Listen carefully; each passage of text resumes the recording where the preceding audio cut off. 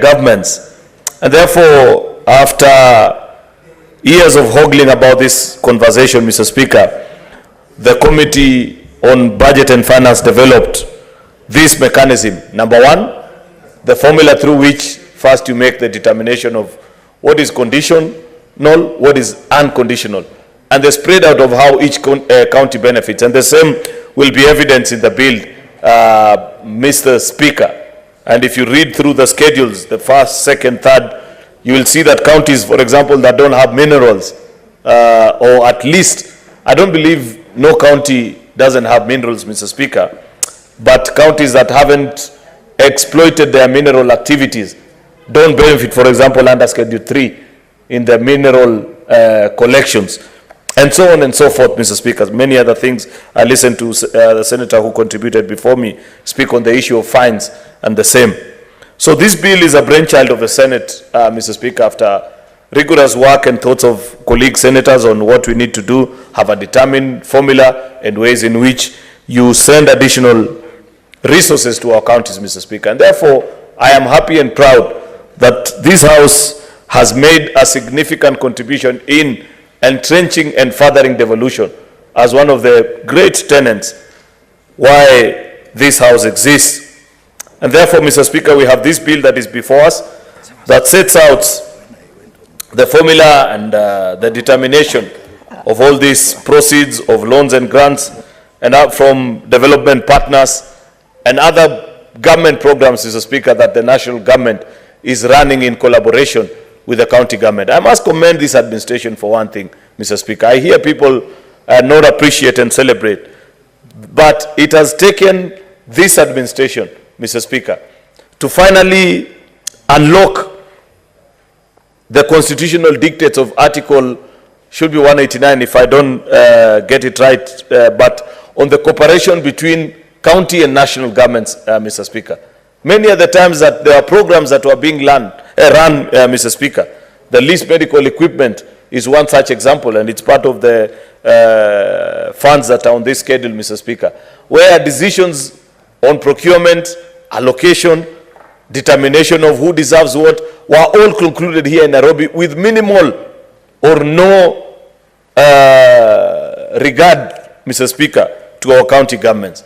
But take an example, take a look, Mr. Speaker, at, for example, this fertilizer subsidy program, Mr. Speaker, and the coordination and the agreement, putting it in schedule, matching, Mr. Speaker. I hear many people sometimes argue and say, oh, we see so much resources sometimes remain at Ministry of Agriculture. If we continue the way this bill is structured, Mr. Speaker, then very soon such conversations will be things of the past, because much as you want to centralize certain things on policy, for example, Mr. Speaker, would it make sense, despite the fact that many people, especially our colleagues from the minority side, may not like to see any coin remain with the national government for obvious reasons, would it make sense, for example, Mr. Speaker, for each county to be left on their own to import their own fertilizer? Or you'd rather centralize it, have tests and standards and determination of what is due? If you read through the schedule, Mr. Speaker, you will see that based on the 2019 census, each household, farming household unit per county is listed, and there is a weight to it, and that weight is the factor which informs how much bags of fertilizer are due to a particular county, and the resources follows the same, Mr. Speaker. Because if it was left to be procured otherwise, Mr. Speaker, it will be costly, for the simple reason of economies of scale. It makes more sense to place a more significant order. I mean, that's a no-brainer, Mr. Speaker. And therefore, I like the spirit that is in the bill of cooperation between national and county governments where it makes sense, where it's more affordable, Mr. Speaker, where it actually gives better advantage to the people that we represent, Mr. Speaker, because sometimes we tend to blur the lines and forget that at the end of the day, there's only one taxpayer. And he doesn't have two pockets from which he pays, one to the county and another to the national government. When they pay taxes, they expect that us, especially we that serve in Parliament, Mr. Speaker, will have the financial discipline to determine for them what is in the best and most prudent way that they can get services closer to themselves, Mr. Speaker. And therefore, I like the proposals that are in the bill, up to and including the reporting mechanisms that have been put in place. And this is a new model, Mr. Speaker, of drafting our bills, which I want members to take note and be cognizant of, especially you that serve in our committees. Many times you consider bills and we give a lot of responsibilities to cabinet secretaries without demanding that they come back to this house with a reporting mechanism on how they are executing those responsibilities that we've given unto them. I like, Mr. Speaker, that in this bill it is proposed and shall be the case that on the 15th of every month, this house will be furnished with reports, Mr. Speaker, of how much resources under this conditional or additional allocation, Mr. Speaker, have been sent to our counties. That's a very important tenet, Mr. Speaker.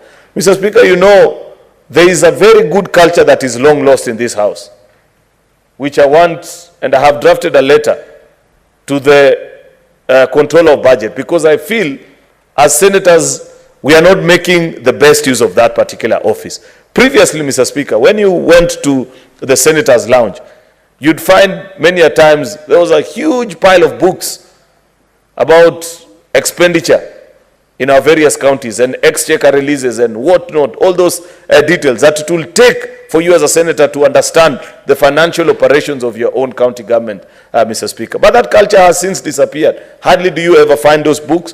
Many colleagues, I'm sad to say, will struggle to tell you what was the last disbursement that went to their counties. Yet these are figures and statistics that will help you appreciate as a senator whether your governor is being prudent with the resources that you fight so hard to ensure that they go to our counties, Mr. Speaker. In fact, when we later interact with the controller of budget, and I want us to invite her to this house, Mr. Speaker, so that we take her to task on the various issues that are happening in our various counties, because you can actually control, Mr. Speaker, financial propriety in our counties, including who gets paid, for what services, at what time, using the offices of the controller of budget, Mr. Speaker, so that we are not just reduced to morticians, Mr. Speaker, of waiting for the results from the Auditor General at the end of a financial year to say, oh, what happened, this and the other. We want our reports promptly, and nothing stops her. In fact, when we eventually meet her, Mr. Speaker, we will demand that she does not even have to print those long, expensive copies. We are talking about austerity measures in our government, Mr. Speaker. Let us send even me that statement of Kericho County government operations to my WhatsApp. I have no business demanding that it be in hard copy. I'm the only senator of Kericho after all. So what is the problem? They know me. They know my number. Let me have